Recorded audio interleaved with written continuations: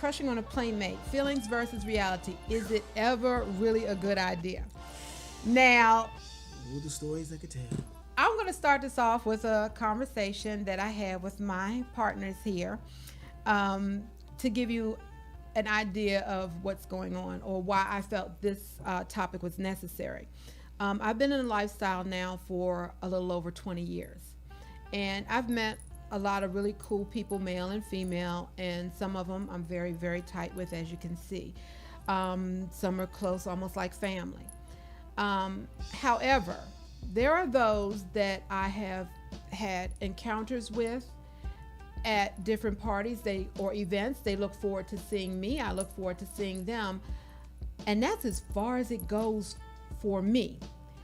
Not too long ago, a semi-regular playmate, someone that I have had quite a number of encounters with and have enjoyed every one of them, approached me on a serious side, about us spending more time together outside of an event, since that's the only time he gets to see me.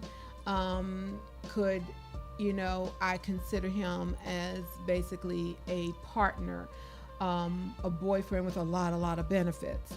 The issue for me was this person, after we sat down and talked for a while, has been carrying feelings for me for a couple of years now and never had the guts or the courage to say anything to me about it.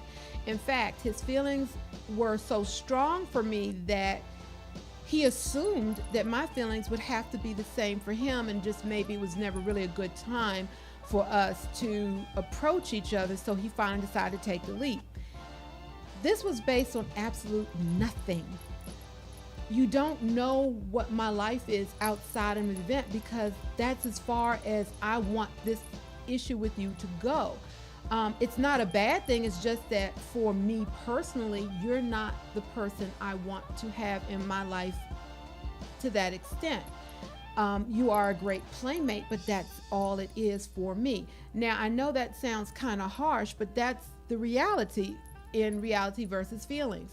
If you have feelings for someone that you have played with, and there's nothing wrong with that, but before you decide that they would make a great partner for you, a great relationship with you, you need to know a little bit more about that person's needs, wants, desires, and basically their preferences and what their life situation is.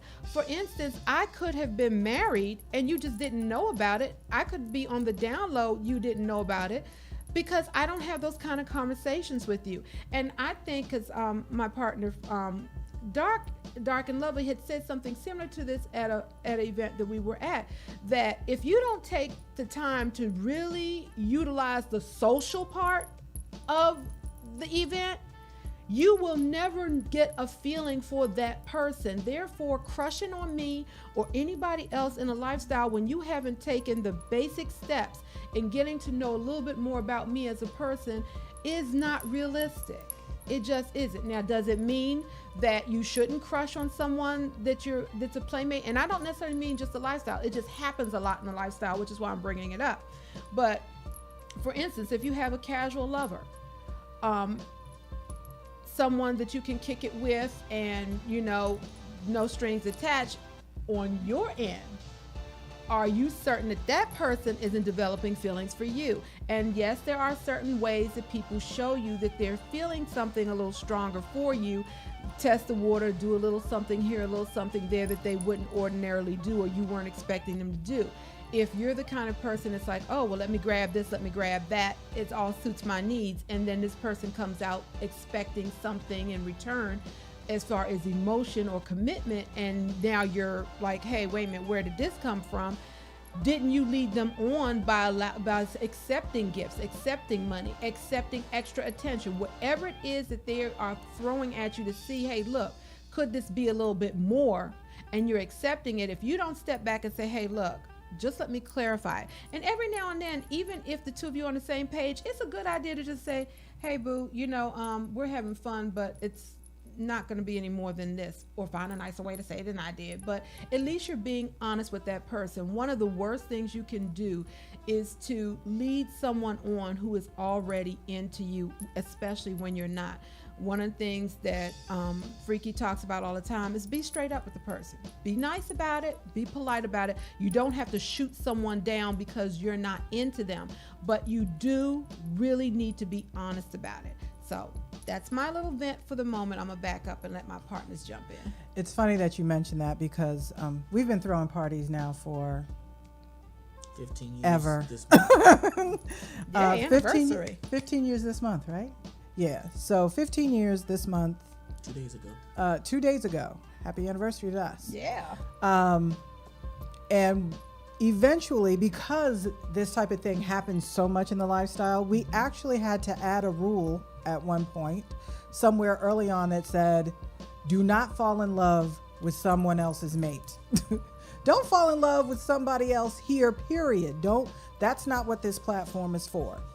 And so that used to be one of our rules, because at the beginning of Still is. at the beginning of every party, we read through rules. Now, we have so many, because so many stupid things have happened at parties that we've had to make rules for stuff you really shouldn't have to make rules for. You would think. But if you don't say it, somebody's gonna do it. Absolutely. So, we go over, we introduce everybody, we get everybody, there's a whole social thing, and then we go over rules. And one of the rules is don't fall in love with somebody here. Now, because our rules are so extensive, and because, folks who come to our parties tend to come to multiple parties, they've learned the rules by now. Yep, We know 'em by heart. almost always get the question when we use that one, don't fall in love. When we say that out loud, don't fall in love with somebody's mate, or don't fall in love with somebody who's here. We almost always get the joke, well, what if I'm already in love with them? Okay. That's something you have to work out with you and your maker. I don't have anything. Just, this is not the form. So just because you got dick down real good, or you got some bomb ass pussy, that does not create a romantic relationship. Let me be more Oh, Lord. definitive in what we're saying here. Here This is comes always the fun. bat. What she said Here comes the was bat. he was pussy whipped. And he got all up in his feelings and thought that because of that good feeling he kept getting when he was with her, that there should be something that goes beyond that. Right. Oh yeah, So that's happened to me a couple times. You don't say. Really. Like Really? last week, but anyway. No, stop it. I could tell some stories, but we ain't got that kind of time, so let's not get into that. But what this comes back to is simply, look, whether it's male on female, female on male, female on female, whatever, that feeling that you got There that you you ain't go. never got before doesn't mean, oh my God, this is my mate for life. That just means you need to figure out a way to get it more often without sound like or being a creep. Yeah, I don't know what else to tell you. And guys are notorious for being a fucking creep. Like girls, they'll try to make it seem like, oh daddy, I'm feeling you, and they have a much better presentation and trying to get you to do what they want. But Marketing guys, you just come off 101. like a Marketing fucking- 101. just come off like a creep, like real talk. I mean, all that. I don't know. It depends on. There are girls out there who can be a little bit creepy Yes. too. Yes, they are. can. I'm It using all generalities here. Right. It's all about what you like. I say it all the time. The difference between a stalker and someone who's attentive is perception. Okay. If you like it, they're being attentive. If you don't, they're a stalker. But, and I'm going to. Because they do the same things. They call you all the time. Yes. They, drive by your house to see if you home. Now, if you like them, you think that shit is cute. But if you don't like them, you're ready to call the police. That's true. But now I will say this, because again, I'm using some things that have happened to me. Okay. What if you are dealing with a partner who has his own partner? Maybe that person isn't in the lifestyle, but the two of you are, and the two of you kick it a lot, and you really, really, really, really enjoy each other to the point where, yeah, you do tip out occasionally and have a little fun outside of a party. Now, you've done this, you've had this fun, everything is kicking, you know each other socially outside of events. Feelings can creep in. Feelings can creep in, but anywhere. for me, the the red line is that you have a mate or a partner, someone you are committed to. And if this is something that you need to do behind their back, you're the one that's breaking your commitment to them, not me. So is it wrong for me, per se, to continue in a relationship with this person Okay. if I am honoring my part of the bargain, but they're not? I'm about to lose a whole bunch of friends. Uh-oh, here we go. I know I I'm about stirred to some lose shit up. there are a whole bunch of people who are watching me right now who are about to no longer be my friend. But And I that's still okay, love because I got way too many people on my friends list anyway.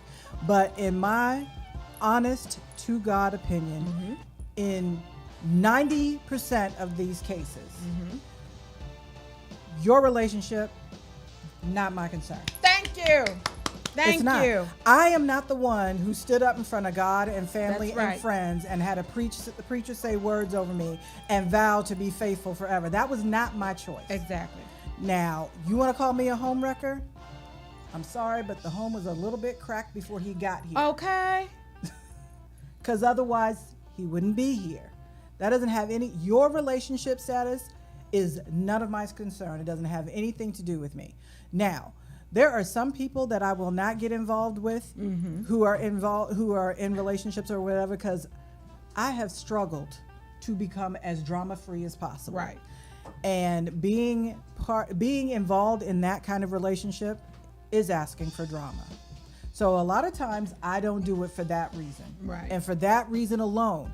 But that has nothing to do with me feeling like I owe her anything, that I need to be faithful to her, that I need to run away. My sphere of reference is right here and there. And Right. that's by law. But You and know? that's the reason I bring this subject up, because I have witnessed incidents where we're at a party or an event and someone approaches me and says, hey, do you have so and so's number? I really was digging her, and I'd like to see if this can go somewhere. And people want to make their connections through me because they didn't get that person's information. They figure, oh, sure, she has it. The way I get out of that is I simply say, hey, look, if that person didn't give you their information, I'm not at liberty to do that, but I will take yours and pass it on. That's what we do, If they too. choose to get back with you, that's fine. If they don't, then take it as a hint that, they weren't feeling you that way. And it never fails because, again, I'm kind of like the middle person. I get the brunt of their frustration because, well, did you give her my number? Yes. Well, she didn't call me. It's been like a month.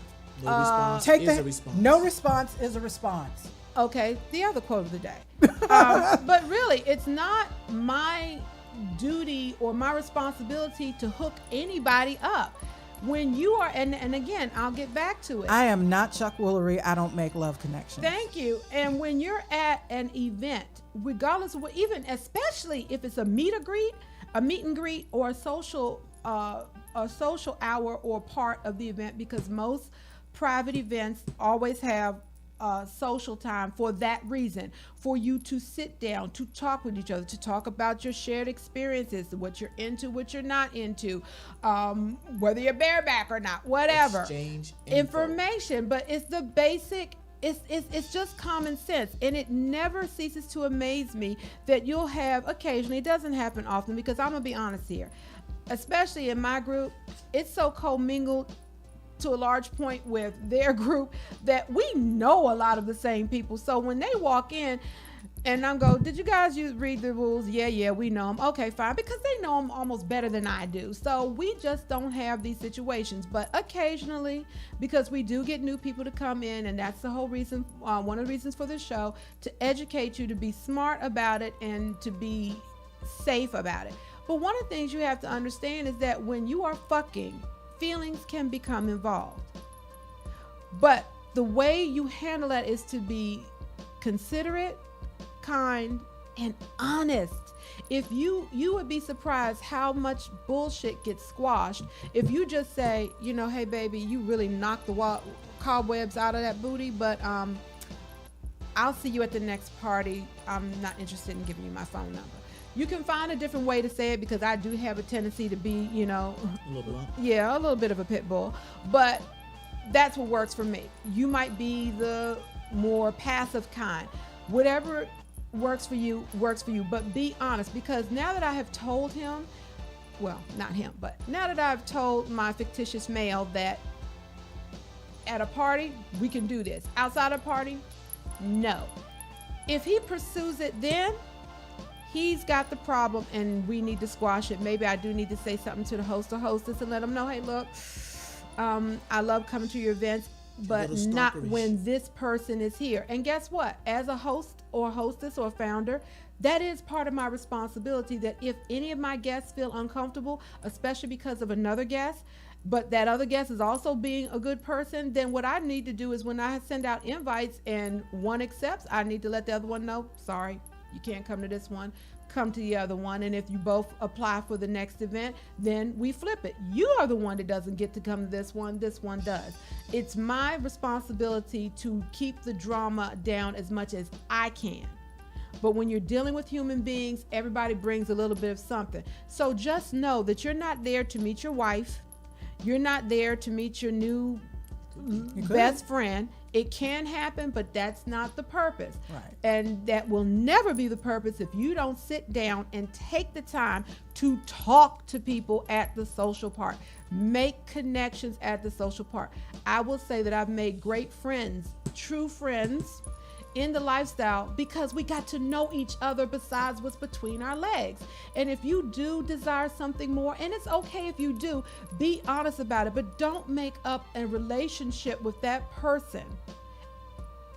Have a whole wedding, picket fence, maybe a couple of puppies in the groove, and everybody know about it but the person you're crushing on. Because when you, like Dark and Lovely said, when you finally come out to them, you have built up all these emotions and you're just knowing it's going to be reciprocated, and that person don't know what the fuck you're talking about, nor are they interested. They just want your dick or your pussy, whichever it is. So again, or both. But it's not a bad thing to crush on a playmate. It is a bad thing to linger on feelings that may not be reciprocated at all. And how are you going to find that out?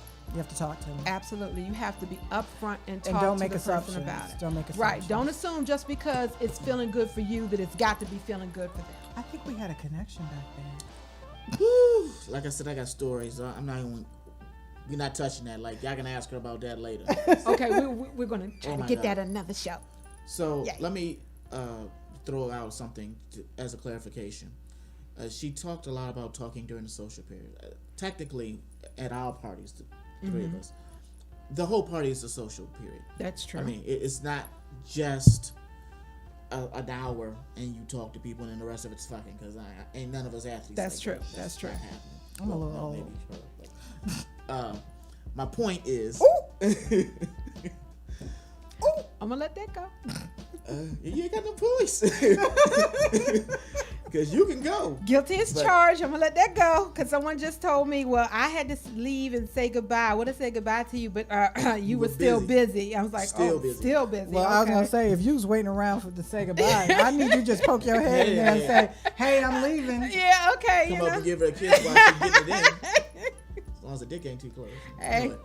Anyway, it can happen. Anyway, so my point is that the party is usually an area where people can sit, relax, and continue to be social while there's playing going on elsewhere.